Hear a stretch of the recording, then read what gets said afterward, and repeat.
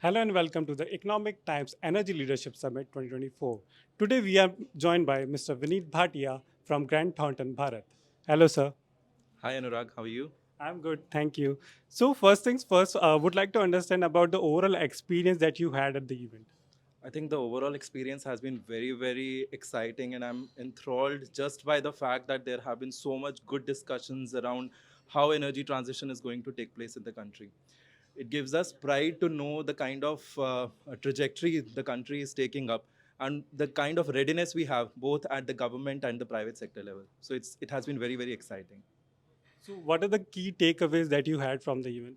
So I think key takeaways would be A, we are doing very well at the policy level, both at the central level and the state level.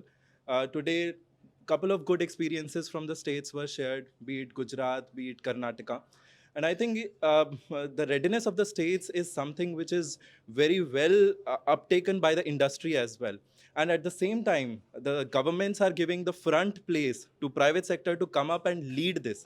So that is, I think, they are the key takeaways. And we are slowly moving from the generic energy transition to the product-wise energy transition and putting up and coining this green term with every key product, which is going to let India take its journey to energy transition. Great. So one thing about the renewable energy sector, how do you see the trend going ahead in this sector?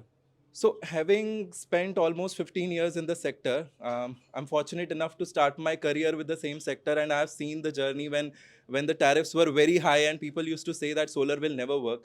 So we have solar, we have wind. Now we talk about green hydrogen.